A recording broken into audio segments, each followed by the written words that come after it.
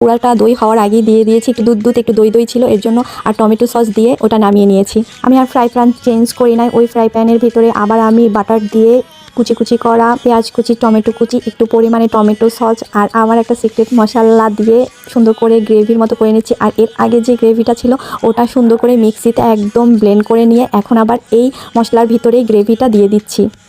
তো এই গ্রেভিটা সুন্দর মতো হয়ে গেলে আমার ভাজা পনিরের টুকরোগুলো এই গ্রেভির ভিতরে দিয়ে দেবো। আর আমার বাসায় ফ্রিজে মটরশুঁটি ছিল, সেই মটরশুঁটিও দিয়ে অনেকক্ষণ রান্নার পরে হয়ে গেল আমার মটর পনির মশলা। আমি এটা কি দিয়ে খাবো, তাই আমার বোনের মেয়ে লুচি বানিয়েছে। এটা ভাত রাইস মানে রাইস ভাত পোলাও যা বলি না কেন, সাদা পোলাও সব কিছুর সাথে খাওয়া যাবে, বাট আমার মনে হলো যে একটু রুটি বা লুচি এই টাইপের দিয়ে খেলে না আরও বেশি মজা লাগবে।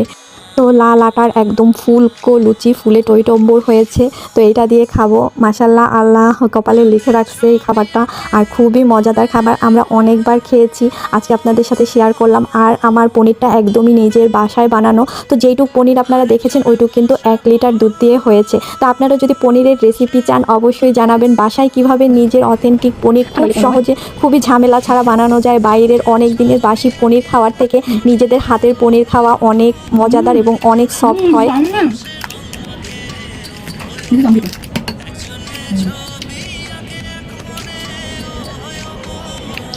এটা অনেক মজা হয়েছে, অনেক মজা। নিজের হাতের রান্না না, আপনারা মনে হয় যারাই রান্না করবেন তারাই অনেক মজা পাবে। আর একটু গ্রেভি মজা, মিষ্টি আমি চিনি দেইনি, কারণ আমি গুঁড়া দুধটাকেই হলো গিয়ে দই বানিয়েছি, তো তাই চিনি এবং টমেটো সস দেওয়ার কারণে চিনিটা দেওয়ার দরকার হয় না। অনেক সুন্দর মিষ্টি লাগছে, আমার নানু খেতে পারছে এবং আমার বাবাকেও দিয়েছি। নেক্সট ইনশাল্লাহ আপনাদের সাথে পনিরের রেসিপি শেয়ার করবো। আজ এই পর্যন্ত, আল্লাহ হাফেজ।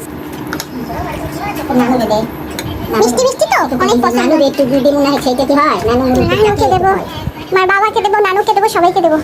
আব্বু একটু খাই দাও, অনেক মজা।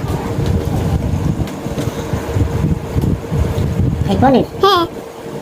আর ইয়া? এটা লুচি। আলহামদুলিল্লাহ, বিসমিল্লাহ।